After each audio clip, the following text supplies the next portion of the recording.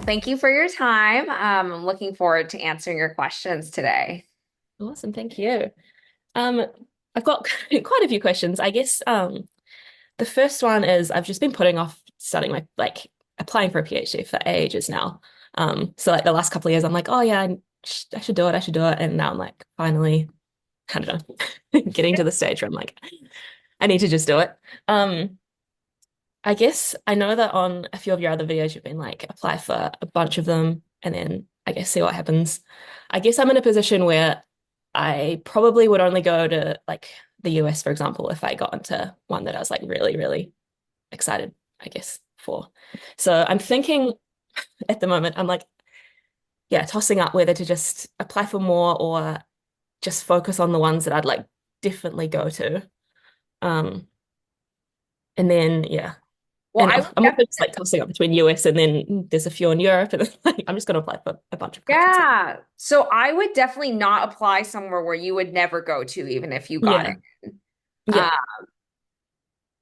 because that's just wasting your yeah, time and energy. yeah, Uh, yeah, I know it's unique because you're an international applicant, and that's definitely mhm, something important to consider is like moving to a completely different country for your mhm, PhD. So you definitely want to make sure the school is in a place you would want to live, that's yeah, convenient for you, that would make you happy. That's very important. So it's good that you have that going into this. And um, yeah, I would say still find that balance of applying to enough enough. programs that aren't all just top schools, um, Yeah, with yeah, also kind of your needs and desires. yeah. And I saw a bunch in the US have like I know the Harvard one is 4 years around about. A bunch of them are like really long, right? The PhD programs and some of the US ones. I know like yeah, compared to like if I did it in New Zealand or Australia or some of the UK ones, I guess the difference is in America they do the like 2 years of courses first, whereas in yeah, the ones in some of Europe and Australia and New Zealand it's like 3 years or yeah. So I guess that's the other Yeah, yeah, that's the thing I'm tossing up so between like yeah, but for the I do most like part, yeah, for the most part in the US, you are taking quite a bit of coursework, and sometimes it's mhm, all concentrated in the first year or two, or it's spread throughout. That's yeah. the reason, depending on what kind of program, sometimes are you looking at public health PhDs? Yeah, yeah. Or population health science. Population health Yeah. sciences. Yeah, so usually the ones that um, are more social sciences, you don't get a master's during it. Okay. They tend to be somewhere between like 4 and 5 years, Yeah.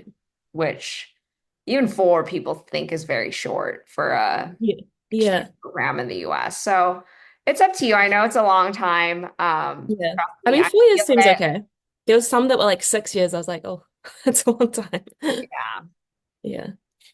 Um, I guess my work would kind of like overlap between the two, yeah, the two different ones. Would you So recommend just focusing on what, like focusing my application on one and then, or mentioning both? yeah, so when you apply, you have to apply into a department. You One. can't say like, "Oh, I'm Yeah. okay with going to either." Like it's usually you have Yeah. to say. And then I would pick the department based on the mentors that Okay. are there that you might want to work with. And if one Yeah. department has more of those, I would go with that department. So I think at the end of the day, it's not really like the name of the department, but like who is doing the research in that department because those Yeah. are maybe your mentors and you want to make sure you have those within your program.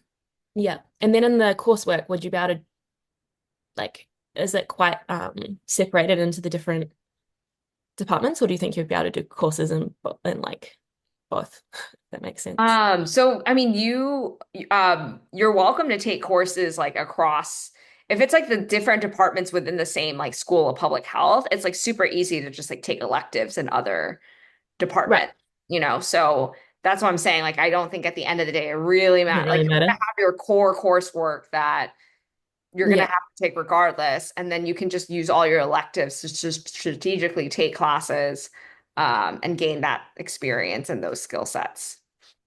I guess the other thing is the CVs we do here are kind of different to what I've seen like seen on for the US ones. Do you think I should update my CV so it aligns with like more of a standard US. What do you think? How different is your CV than the US? Um, I think it's just more even just like the layout and things. It's but it's not I guess like the education's different.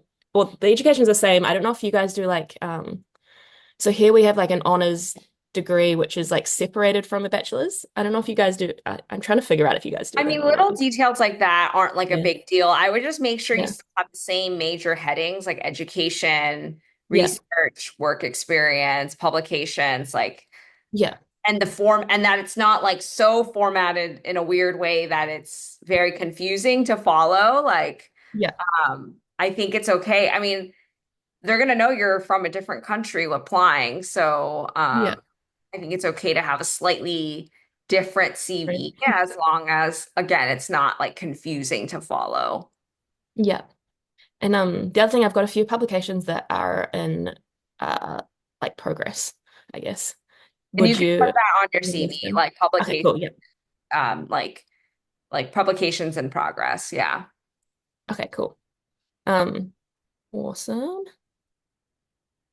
And then I'm guessing the other two, it's fine to have professional references, or would you still recommend having another, like going back in time and doing another reference from uni?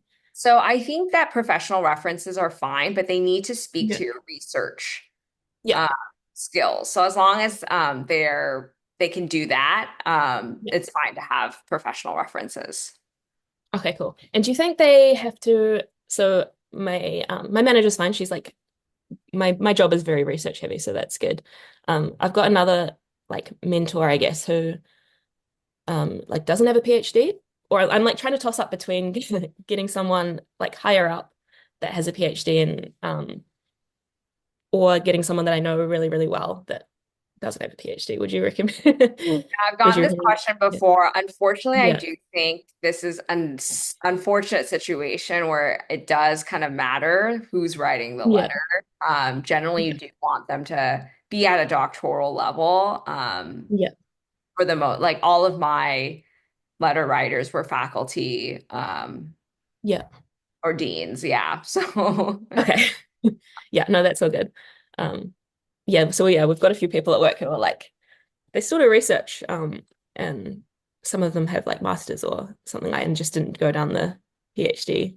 Or we've got some like clinical like doctors. So I'm like, does that count as a research? I don't know. I mean, Yeah. clinical doctors, I mean, as long as they can write you a strong letter, uh, Yeah. you know, Yeah. I guess. And the other thing is, it says you need three on the applications. Do you reckon sending in, is it possible to send in a fourth one if they give you or a spot to do it, go yeah. for it. But I think some places only allow you up to three. Okay. And do you have any idea what the because I guess for our schools here, they don't really have that process of like someone would probably call them up and ask them stuff rather than have like a formal you know. Do you know what they get asked on the or do they just like upload a letter? Yeah, so I'm pretty sure they just upload a letter. They might get Okay. asked questions about you. I'm not sure. Yeah. I've never had to fill it out on my end Yeah, yet. yeah, true. Okay. But yeah, it's usually a letter. So you'll want to share your CV. Sometimes they'll ask for your personal statement so they can tailor the letter to your research experience, etc. Yeah. Okay, cool. Yeah, maybe I'll just give them everything and then hopefully they write a nice one. Awesome. Um, oh, the other thing with the I saw online there was like teaching assistant and research assistant jobs within the when you start the PhD. When would you be able to start those types of things? Would it be like second year Yeah, or generally for sure second year. Some people yeah. start their first year if they're really wanting to, but definitely by second year you can start doing those. Just because in the first year, a lot of programs want to protect your time because it's a time of Yeah. transition, you're getting used to the coursework, etc. So, and there really is no, I was really eager, but there really is no Yeah. rush. do. I started most of my TA and RA work at my RA work at the end of my first year, and then my TAing started my second year. Okay, cool. And you do that over the do you do what do you do over the summers? Do you just take the you can yeah, do you Yes, have continue fun. with Take it yeah. off Yeah. as a Okay, vacation. cool. But also, I would just work on sort of side projects, Okay. side research projects. Yeah. I guess the other thing is when you're doing the dissertation parts of the last couple of years, do you stay, I don't know if you probably did it through COVID, so it's probably a bit different, but do you stay in like on campus or are you able to, I guess I'm thinking like if I had to come back for a bit, would that be a time where I could probably just do a lot from Yeah, so it just depends on what your dissertation requires. Like if you're collecting Mhm. data that requires you to be in person Others? Yeah. somewhere, then you need to be. And then it depends program to program. Some programs do have a residency requirement. I think because of COVID, that has become a lot more flexible. Uh, Yeah. Funny enough, COVID hit when I was in my second year during coursework, and then I actually moved Yeah. back to Boston for my third and fourth year, not because my research demanded that I was there in person, but because I was TAing All courses. right. And then I also just wanted to Yeah. be on campus. So, but Yeah. it's definitely a much more flexible. And then there definitely are people, in various types of PhD programs who, if they're able to do all of their research remotely, then they can take those dissertation years more flexibly. Oh, awesome. Yeah. And did you get a chance to go to like conferences and things like that when you're a PhD student? Or yeah. Yep. Yeah. Nice. You definitely have the chance to do that. School has small pockets of money to fund some of your travel, and then sometimes your mentor is able to help with that as well. Cool. So yes, definitely apply for conferences as a PhD student. Nice. And do you get you so you don't get like a special fund for it, it's sort of just you apply for them when you Yes. yeah. Yeah. It's cool. And I guess I was just wondering about the like social aspect of it. I guess it was also different probably in COVID time, but I guess I guess at that, because you did the Harvard Population Health Science, did you guys kind of come together as a cohort and were you guys quite close?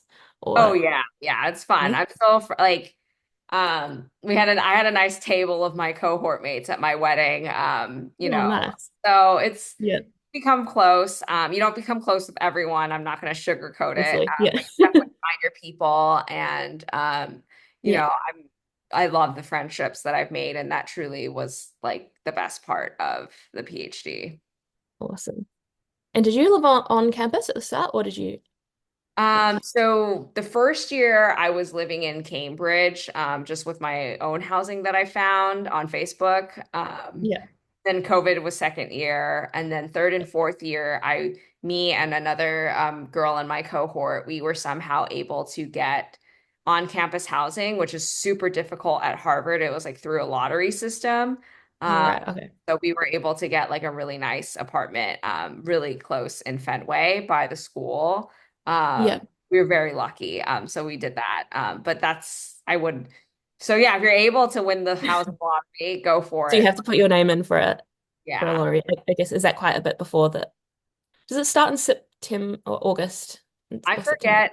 The school year starts at the end of August. I forgot. I think we did the housing stuff in May. So you'll know by the time Okay. um you'll have gotten your acceptance before you'll need to like Yeah. throw your name into the lottery. Yeah. And otherwise you can just go on Facebook and find like flats, I guess, Yeah. or houses. Yeah. Okay, cool. Um, I guess the other thing is like the stipend. Do you think that's like enough to without RAing and TAing? Or do you like was it a Well, struggle? you are so lucky. Well, if for Harvard at least now, it's 50K for a PhD student. Right. I'm like, why did I not wait a couple of years? Uh, it was much less when I started. And so I definitely did a lot of like extra TAing and Mhm. RA to like supplement my salary. Yeah. Um, but it's definitely enough. I lived a quite frugal lifestyle. Like I don't go out to eat a lot. Yeah.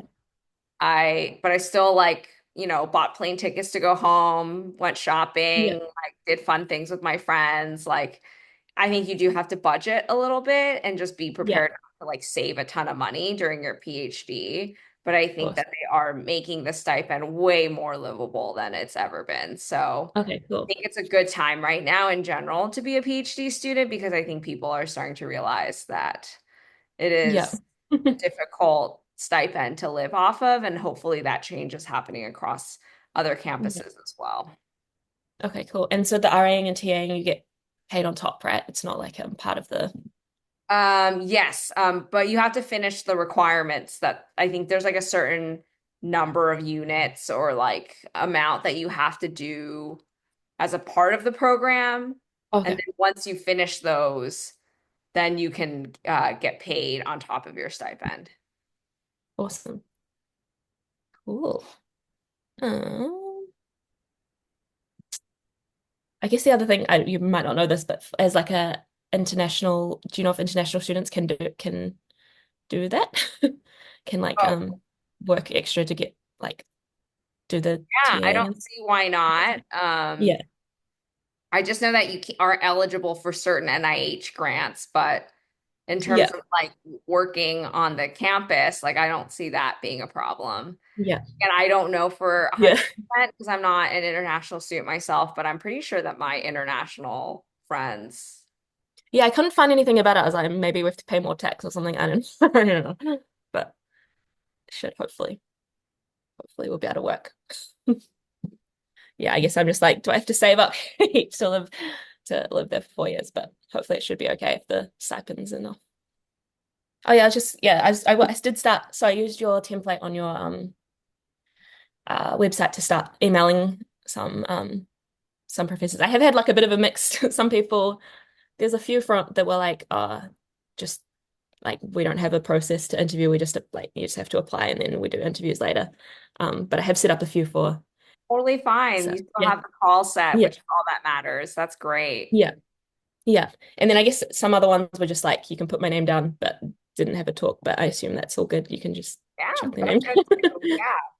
Yeah, Take cool. anything you can get with they are busy and Yeah, I um imagine. Yeah, it's good to even if you send the email, they'll remember that you emailed them. That's still something a little. I'm a firm believer in just like the first time they see your name shouldn't be when your application like goes through the pile. But sometimes that's the case and then that's okay too. yeah, cool. And I've booked the GRE in for Tuesday next week, so hopefully that goes okay. But yeah, I saw that they put it back. GRE.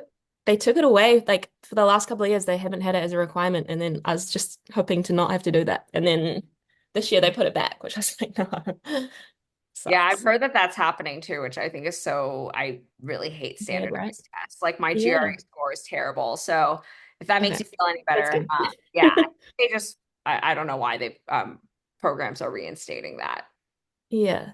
Even the quant like percentiles have moved quite a lot as well. So I'm like, I don't know if they take, yeah. I saw that they had like the average score.